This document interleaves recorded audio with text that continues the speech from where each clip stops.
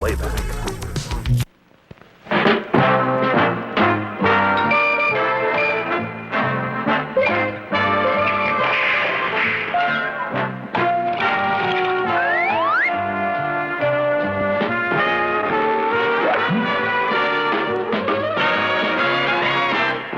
What's My Line? Brought to you by New Denture Cream, the special denture toothpaste made with the cleaning power dental plates need.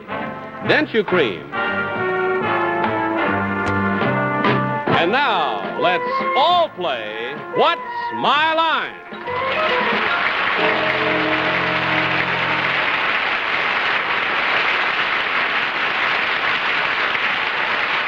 And now, live from New York, let's meet our What's My Line panel. First, the popular columnist whose voice of Broadway appears in papers coast to coast, Miss Dorothy Kilgallen.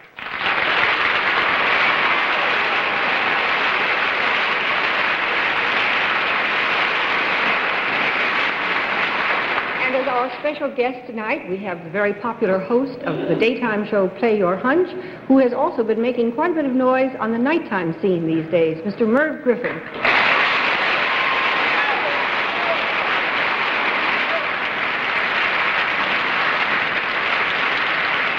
Thank you, Dorothy.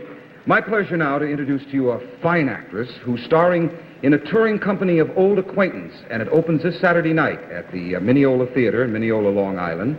She's a good friend, and it's a curious thing.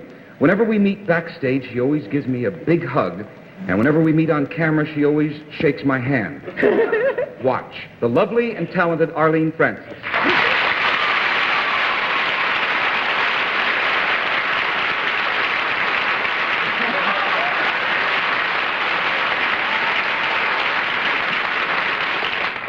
We shake hands off camera. You had it mixed up. It isn't often that a close friend is also a close neighbor, but the next gentleman on the stage tonight is my closest neighbor in Mount Kisco and a dear friend, Mr. Bennett, Cerf.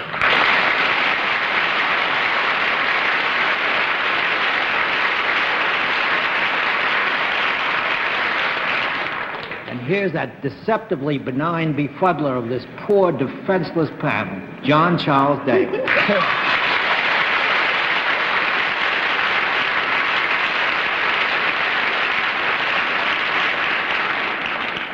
Well, as I think everybody probably knows everywhere, but we all know certainly here in New York, yesterday we had the hottest day in 5 years in New York, and we've decided that summer has come. And therefore, I thought the panel would like to have something a little special to take notice of the fact that summer is coming.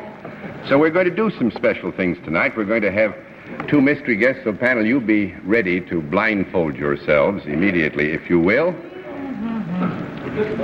Because we are going to have us a very special two mystery guests tonight. And we'll meet tonight's first mystery guest after this word. And now it's time to meet our first mystery guest tonight. Will you enter and sign in, please?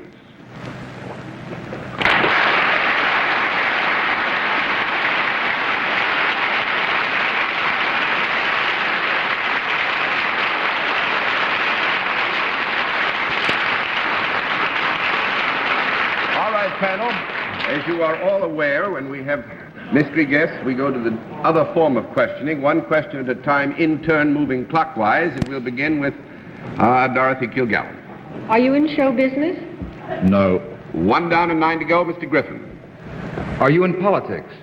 No. 2 down and 8 to go, Miss Francis. Are you in this world of sports? Yes. In a way, yes. I would say in the general area, yeah. Mr. Cerf? Do you appear before the public in your sporting affiliation? No. 3 down and 7 to go, Miss Kilgallen. Could you give us a little more on general area of sports? Well, it's just, I think that what I meant to convey here is that we agree that the particular area in which you might be interested with respect to our guest has to do with sports, but I don't want you to restrict this necessarily just to... Well, do you mean he does something else, too? Well, yes, he does something else, too, but that's not necessarily important. Oh, all right. Just want to know what you wanted us to guess. Is the sport that you are connected with played out of doors? Yes. Would you be with the managerial staff of a particular team? Well, that's a beauty, isn't it? I would think we would have to agree that if you were to consider the total effort as a team effort, that you certainly were a member of the managerial part of the total effort. Yes. Miss Francis? Did you have anything to do with the Preakness that was run yesterday? No. 4 down and 6 to go, Mr. The Cerf. team of horses I was thinking of. Is the sport with which you're associated baseball? No. 5 down and 5 to go, Miss Kilgallen. Is it football? No. 6 down and 4 to go, Mr. Griffin. That eliminates touch football, too. Yes. Well, politics Oh, would he's have out of made politics, that. that's right. Would it have to be with,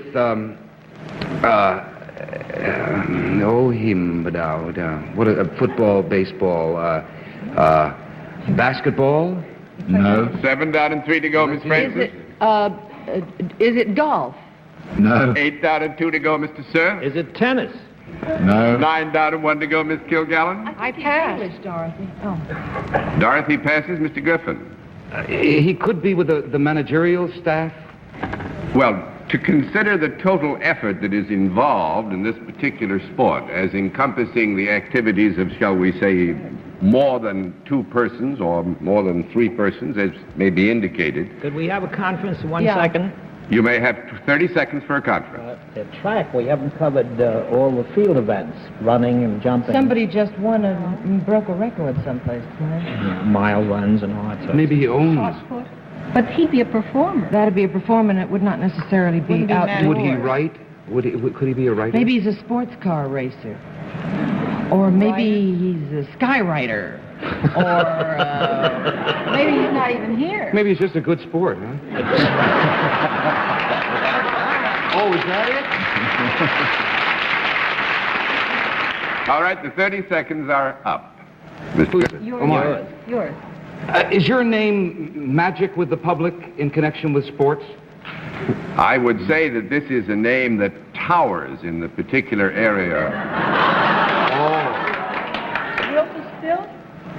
No, we eliminated We basketball. eliminated basketball. All right, your question has been asked and answered. Does that satisfy you, the answer, Merv? Yeah, go for a tall one, Arlene. well, what's tall? A pole vaulter? Flagpole sitter? Maybe his name is Washes Towers. windows in the Empire State Is Building. there any athlete whose name is Towers? Mr. Towers? How have you been? Or maybe it's Mr. Tall or Mr. Clean. Oh, I pass. Mr. Cerf. Have you anything to do with track or field sports of any kind? No. No. 10 down and no more to go, panel, and I know you will take great pleasure in meeting Sir Edmund Hillary, explorer and conqueror of Mount Everest.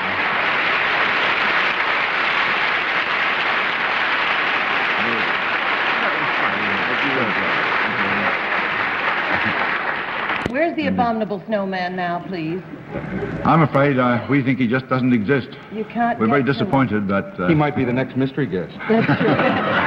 What about Sir Edmund is actually visiting us in the United States. Arlene, I think it was you who said, I think he sounds English. Yes, I did. But you never took off. And what I was trying to do, It's New Dorothy, Zealand, was isn't to it, say Sir that it Edward? was sports, but in an area New not Zealand, isn't it? New Zealand, as familiar, as others might You be. can say that again, John.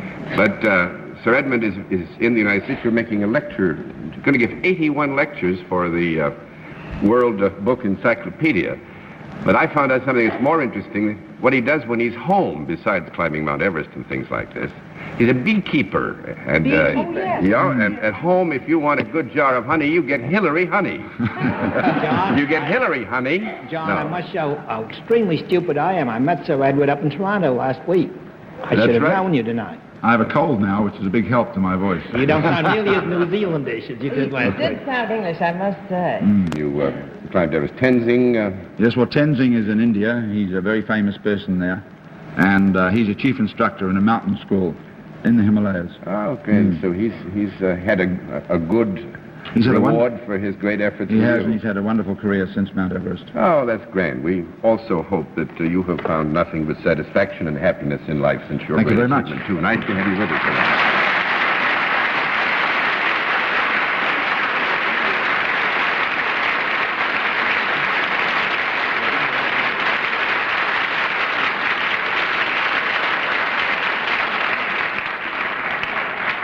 All right, now let's go to our usual game and meet a contestant with a line. Would the contestant enter and sign in, please?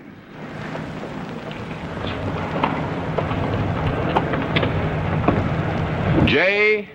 F. McGlone. Right, sir?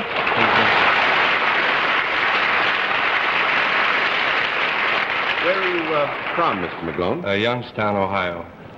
May I present our panel and see you have friends in the house from Youngstown, Ohio, and a friendly panel so you haven't a thing to worry about. Thank Mr. you. McGlone, will you join me over here, please? Do you know how to keep score on What's My Line? Yes, I do, sir. All righty, then we'll let the audience at home and the audience in the theater know exactly what your line is.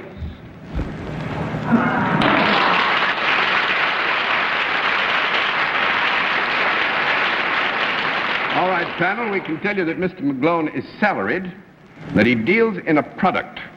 And we'll begin the general questioning with Arlene Francis. Well, Mr. McGlone, is it a useful product that you deal with? Yes. Is it a product used by both men and women? In a manner of speaking. In a manner of speaking. Is it ever used by something other than a human being? No. No. That's 1 down and 9 to go, Mr. Cerf. Mr. McGlone, Youngstown is sort of a center of the beleaguered steel industry. Have you got anything whatever to do with the steel business? No, sir. 2 down and 8 to go, Miss Kilgallen. Do you think that I could ever directly or indirectly use your service? Yes. I could? I would think I would directly. say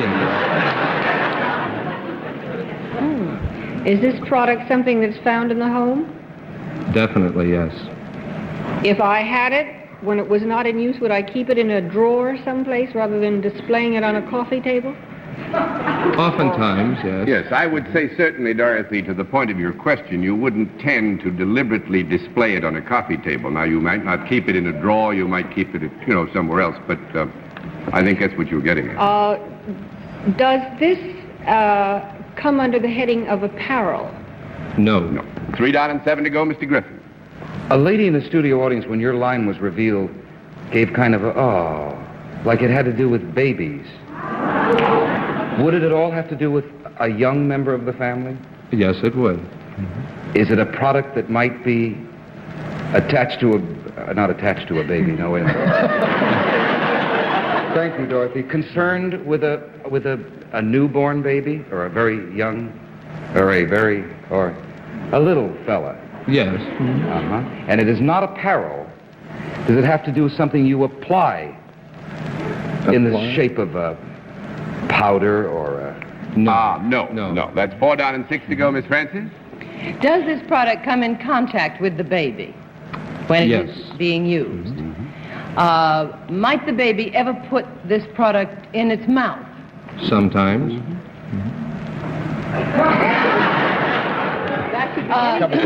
May I assume that this is not food, something that the baby would swallow, or rather, the baby should not swallow it? Yes.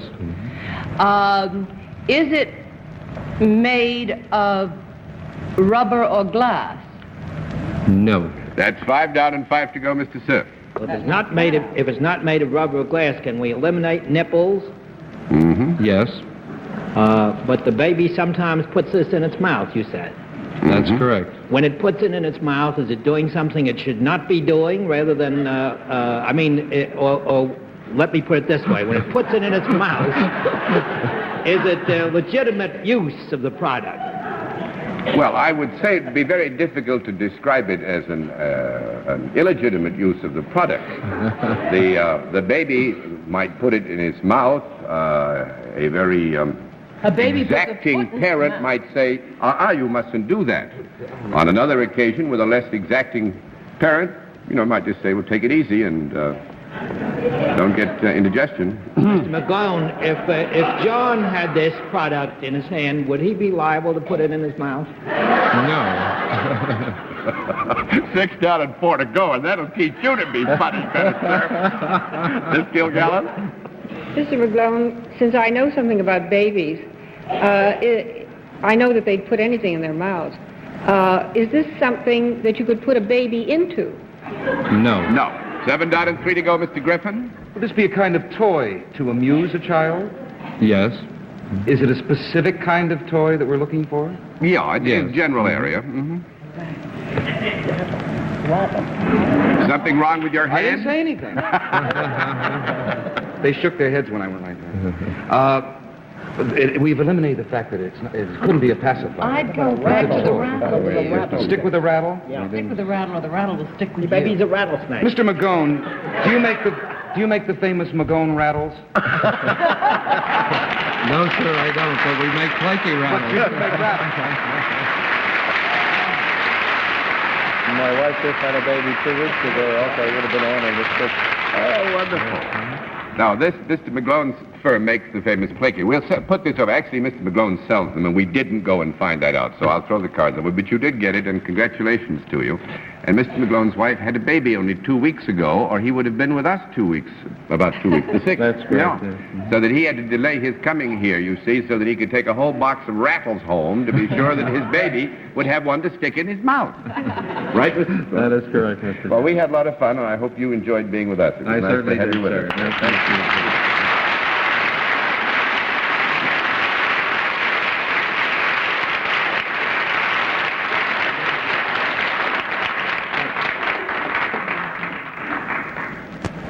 We'll meet tonight's mystery guest, second mystery guest, in just a moment. But first, here is a word from our sponsor.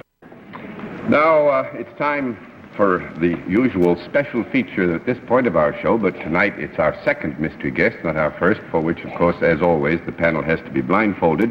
The blindfolds are in the process of being put on. Everybody all set now? Blindfolds all in place? Back on. All righty. Will you enter Mystery Challenger and sign in, please?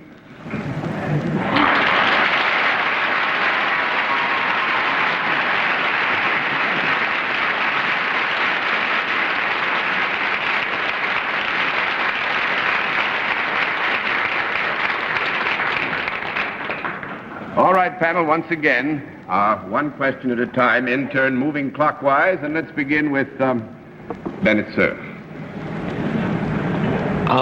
Would any members of this panel be apt to know you personally? Yes. Miss Kilgallen? Are you a curvaceous girl singer? Yes. Took you a long time to see those curves, John. That would be yes. Mr. Griffin? Are you appearing in New York? Yes. And Miss Francis? Were you one of the performers last night at the President Kennedy rally in Madison Square Garden? Almost. What did you say? Almost. Mr. Cerf? I don't know what that means. I do. I do. Well, if they know, does that mean that some close member of your family was on the show? No. What, about a night ago, Miss Kilgallen? Does it mean that you were performing in a show on Broadway and couldn't get there? Yes. Are you Diahann Carroll? Yes.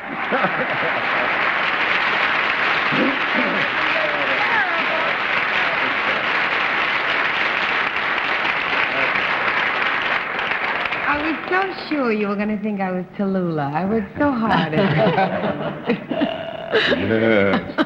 Yes. Well, Tony? you're not Tallulah, but you're one of the most talented young women in the American theater today. Thank you very much, Arlene. That's nice to hear. I must tell you that I am suffering from kind of a slight case of laryngitis, and that helped me to decide on that voice. And I don't understand how you guessed it so quickly.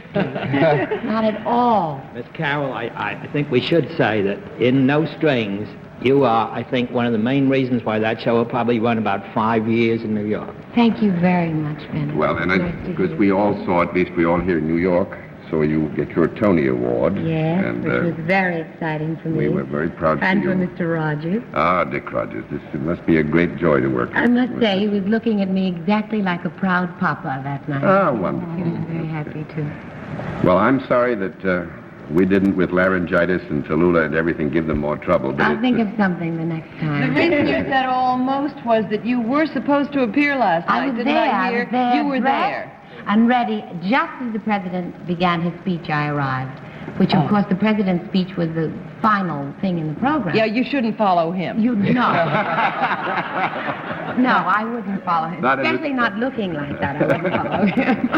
Well, thanks very much, Miss Diane, for coming to visit us, and lots of more success. Thank you very much. Nice to have you.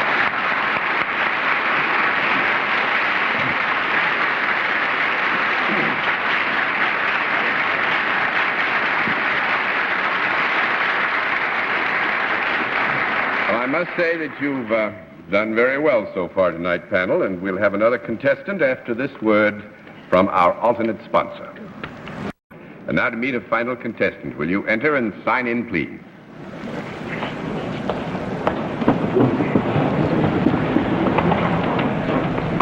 David Alden. Right, sir?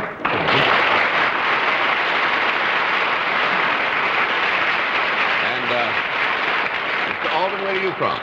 Newark, New Jersey, sir. Newark, New Jersey. May I present our panel? Mr. Alden, you join me over here, please, sir. You know how we keep score? Yes, sir. Fine. We'll let the audience in the theater and the audience at home know exactly what your line is.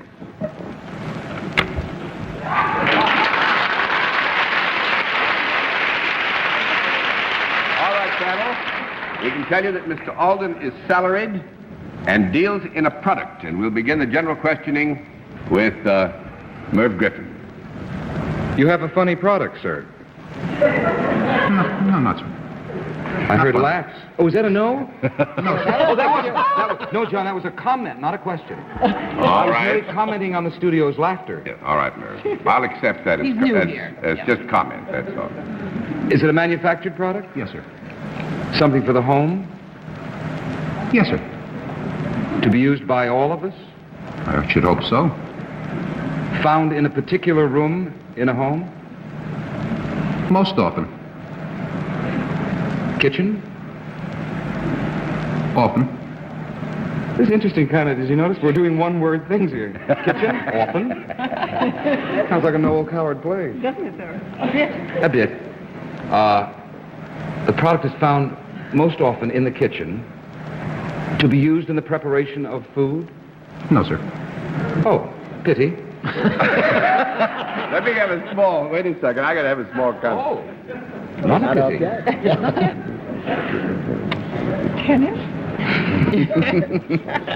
Ripping. Change to a qualified yes. Qualified. There, Miss Alden. Am I Well, back change yet? that to a qualified yes. There are circumstances which would well be described as preparation of food, which might include the product that we have in mind. Is your product, sir, would it be a container that holds something? No, it is not a container. No. That's 1 down and 9 to go, Miss French. The product in itself is a food and is swallowed. Is that correct? Yes, ma'am. I see. And it can be used in association with other foods. Yes. Correct? Mm-hmm. Is it you said it is a manufactured product. Yes. Can it be bought in the grocery store? Yes, ma'am. Does it come in a package rather than lying around loose? It comes, to use the general term, packaged rather than lying around loose, right? That would be very general. I might be misleading you if I said yes. You It mean can come sometimes either way. Sometimes it's loose and sometimes it isn't? Yes, ma'am. It's true of all of us.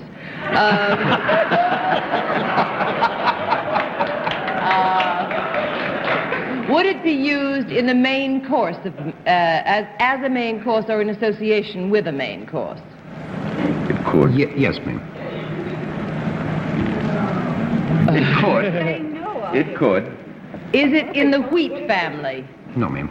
No, and unfortunately, we've run out of time. Not a spice of any kind of condiment? You're getting into the general area. Actually, it's funny because it's one, once I tell it to you, you'd have moved on it very quickly if it had come to your mind. Mr. Alden is a pickle salesman. Pickle salesman.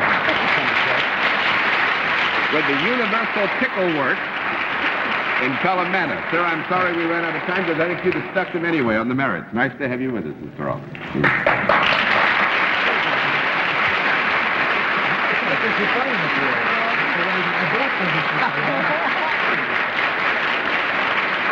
Well, congratulations again, panel. I think you did very well tonight, considering the contest that was offered to you. And good night, Miss Dorothy Kilgallen. Good night, John. Good night, Mervyn. Come again, please. Thank you, Dorothy. Good night. Good night, Arlene. Happy opening. Thank you, my dear, and good night, Bennett.